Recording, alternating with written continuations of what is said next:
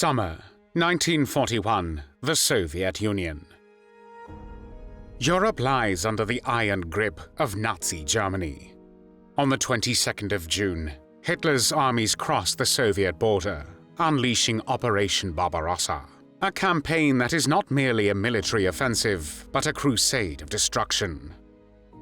Behind the German army follow the SS and their Einsatzgruppen, mobile killing units, whose mission is to annihilate Jews, communists, and anyone deemed as an enemy of the Reich. Entire villages are wiped out, civilians shot by the thousands, and the vast plains of Eastern Europe become a graveyard. The war drives many across Europe into collaboration with the Reich. Among those answering the call are members of the Rexist movement, once a Catholic nationalist party in Belgium, who now become some of Nazi Germany's most devoted servants. Its followers see in Hitler's empire the promise of a new order built on faith, authority, and racial purity. Young Rexist volunteers enlist for the Eastern Front, joining the Walloon Legion to fight against the Bolshevik threat, while others remain in occupied Belgium, serving as the eyes and fists of the Nazi regime which is occupying their homeland. Amid this tightening web of collaboration, one man takes charge of the movement at home. He preaches loyalty to the occupiers, enforces their decrees, and transforms political faith into an instrument of terror. His name is Victor Matthys. Victor Matthys was born on the 20th of February 1914 in Anderlecht, a municipality of Brussels in Belgium.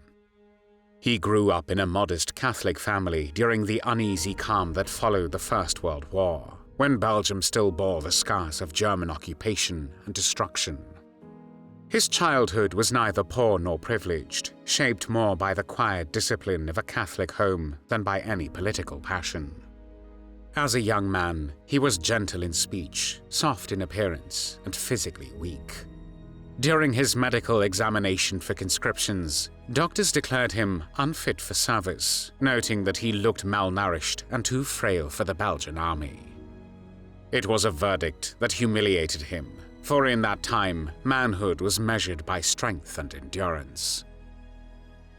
Matthys studied at the Catholic University in the city of Leuven.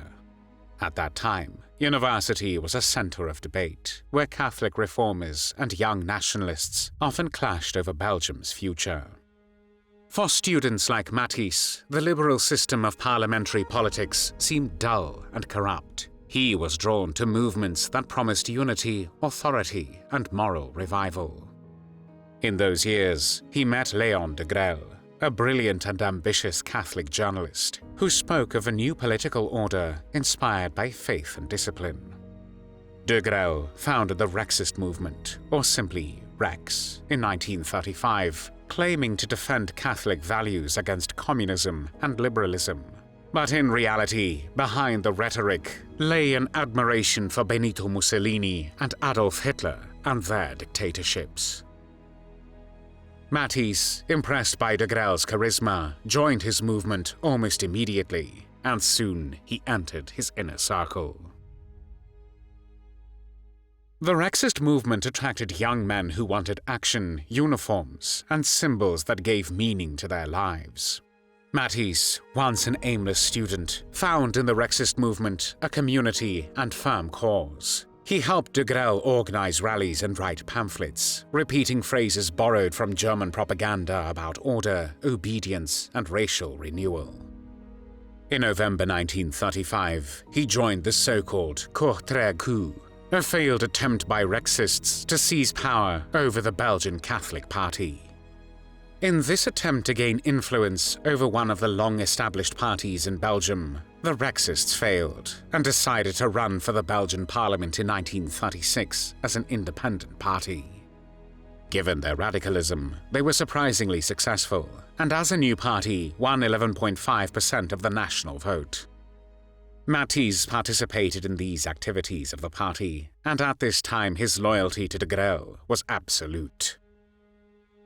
In 1936, de Grelle appointed Matthys editor of Le Périel, the movement's official newspaper. The paper soon became a loud instrument of fascist propaganda, attacking Jews, socialists, and democratic politicians with increasing violence of language. Matthys, though mild in person, was merciless in print. His articles combined Catholic imagery with Nazi slogans, urging Belgians to abandon democracy for a national rebirth under de Grelle. Other journalists mocked him as de Grelle's Goebbels, a man who turned words into weapons. The comparison was not unjust. Matthys truly believed that through propaganda one could shape reality itself, but he was unsuccessful. However, the radicalization and inspiration by the Nazis did not help the movement, and in the 1939 elections they received only 4.4% and lost 17 of their previous 21 seats. When the Second World War broke out on the 1st of September 1939, the Belgian state declared its neutrality, and the Rexist movement supported this idea as they blamed the war on Britain, France, and what they described as the occult forces of Freemasonry and the Jewish finance. Belgium's democratic politicians were aware of possible traitors from the Rexist movement, and when Nazi Germany invaded Belgium on the 10th of May 1940, Matthys and other would-be collaborators were detained and deported to France.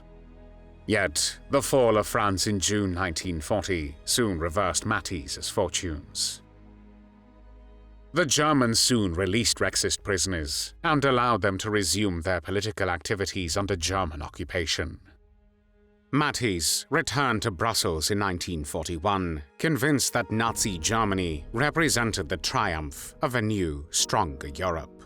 At 27, he was appointed director of propaganda for the Rexist movement, charged with aligning Belgian collaboration with the goals of Nazi Germany.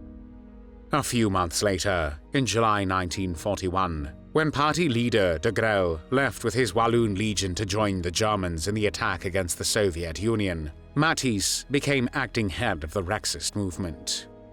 His rise was not due to strength, but obedience. De Grelle saw him as harmless, a placeholder with no ambition to lead. Yet Matthys embraced the role eagerly, determined to prove his worth.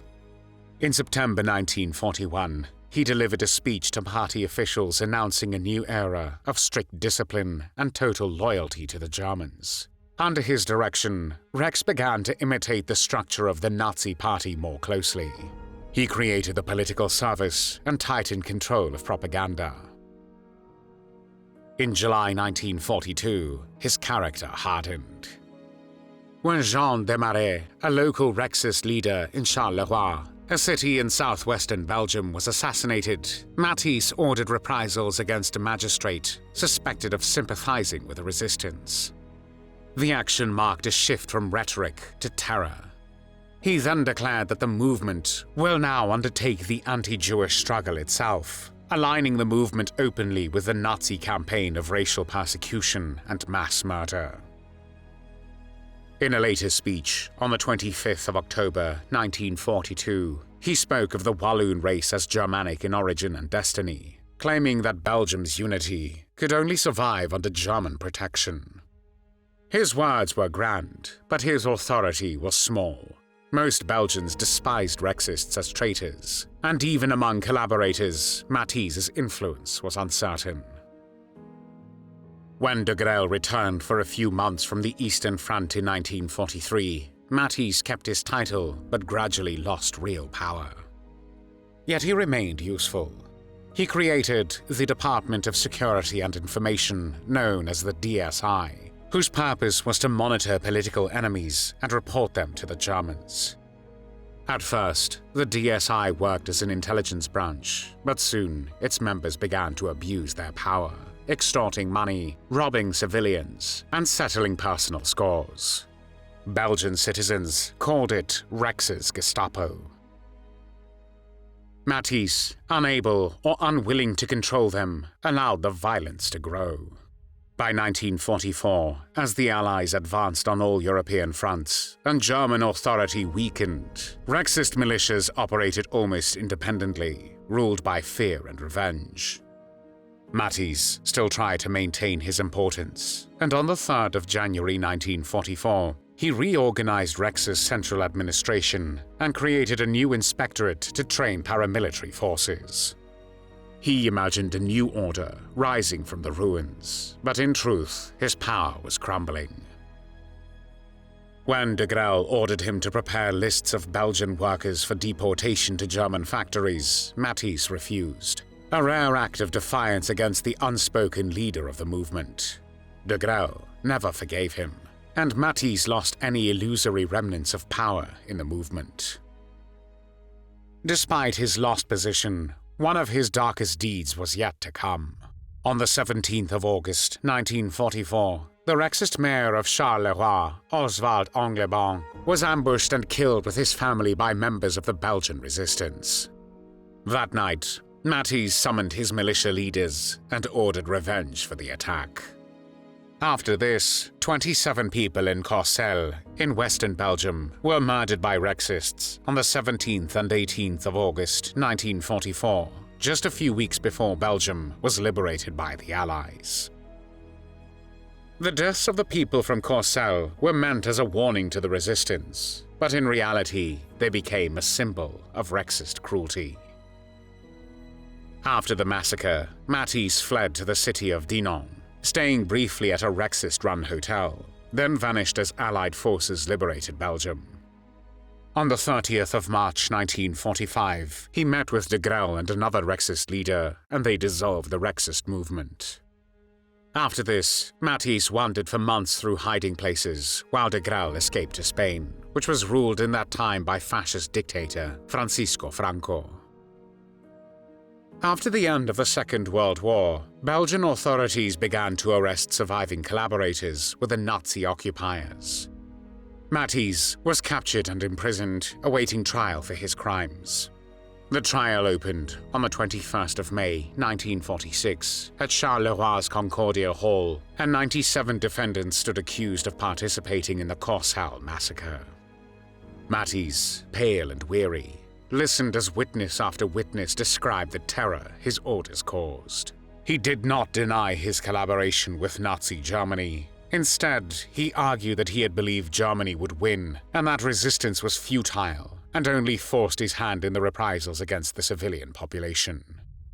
The court was unmoved, and the evidence against him was overwhelming. On the 3rd of August 1946, the verdict was read. Matthys was found guilty of treason, murder, and direct responsibility for the Courcelles massacre. He was sentenced to death and spent the next year in prison awaiting the inevitable. On the 10th of November 1947, Victor Matthys faced the firing squad alongside 26 other collaborators who had served Nazi Germany. When Matthys was executed, he was 33 years old.